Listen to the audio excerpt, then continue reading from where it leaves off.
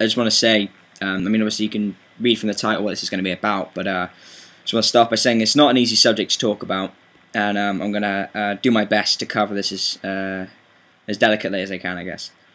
It's not one that has positive connotations, and it can be unintentionally ignored or unseen by family members for years. It can be ignored by friends and authority figures. It can ultimately lead to untimely deaths and mental scarring of the people around them that are closest to them. And what I'm talking about is depression and self-harming.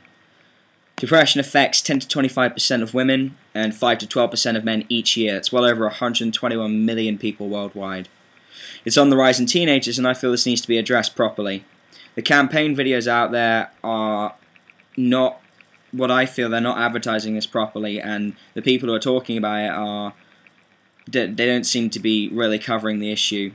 They seem to be tiptoeing around it. I mean, I'm sure there's other campaign videos out there, but right now, with people watching my channel because of the previous videos I've made, I felt I should use that opportunity to talk about something that actually is very important and can help people and potentially save lives.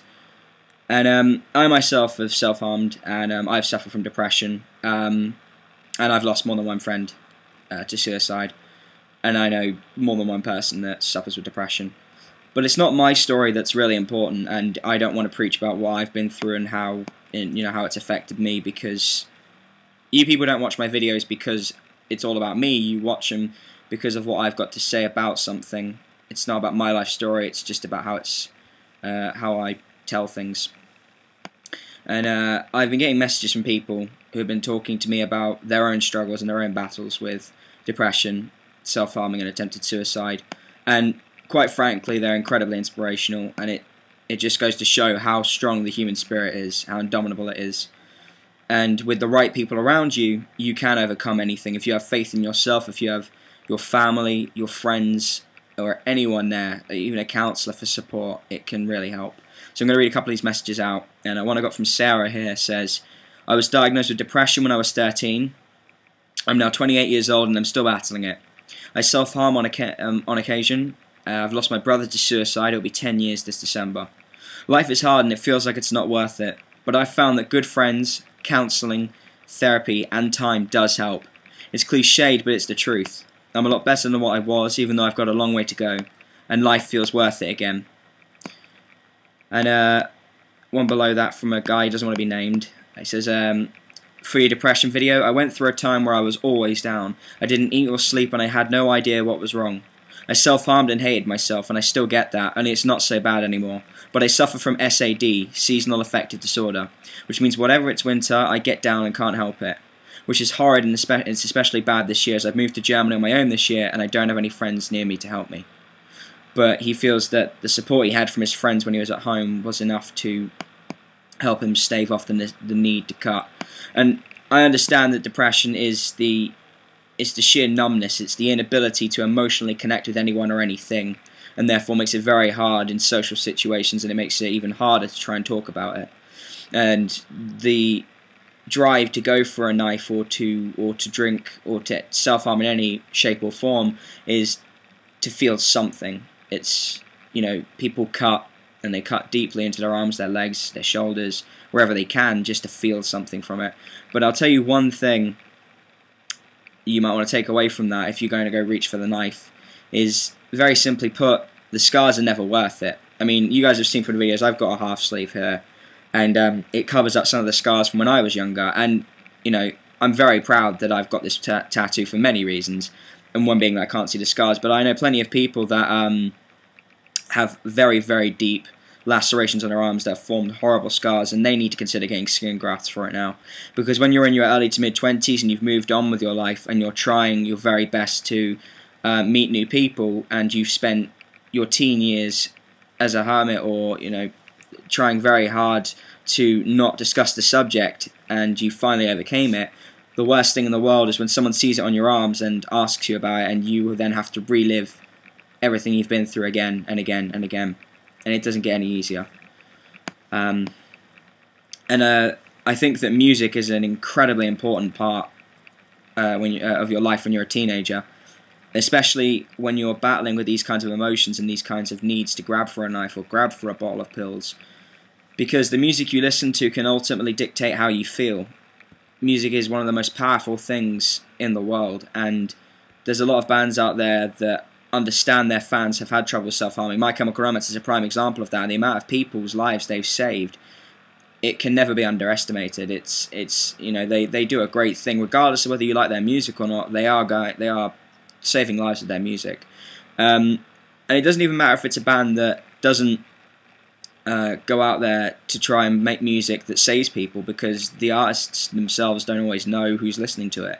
But to you as a listener, to you, someone who battles with this, it's the most important thing in the world that you put on a song that means a lot to you, because that can mean the difference between reaching for the knife and calming down and just thinking things through a bit more clearer. And one of the best stories I've been given, one of the most heartwarming stories, is by a girl called Imogen.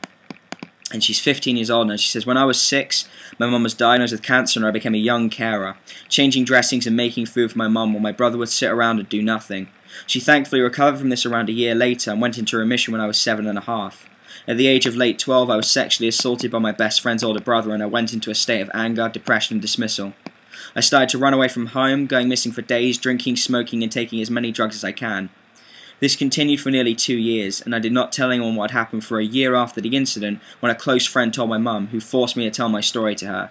This led to the spout of badness in my life, with police being involved. During this time, I fell into a depression and started to self-harm. I now have scars on both my forearms, from hips to ankle and all down my shoulders.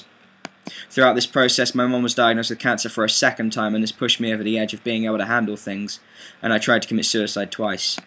Since these times, I started joining youth groups in my local area so I could build my confidence up with other people, as I had complete social insecurity and no confidence. I joined several youth clubs, youth banks, and probably the most important of all, Youth Parliament. I have now been a deputy member of Youth Parliament for 2 years and hoping to run for a third time this year. It taught me so much, and I really don't know what I would do without it. The main area of campaign for this was young carers. I don't believe that they have enough awareness and support as they should. My youth worker knows my story. He knows everything. He decided to nominate me for a national award, Hearing Unheard Voices. He chose to nominate me for the Turning Your Life Around Through Campaigning category.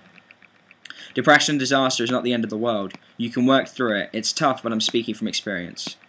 And I found that incredible to read. Just to know that there's people out there who have managed to succeed, because there's so many more who haven't been able to hold on.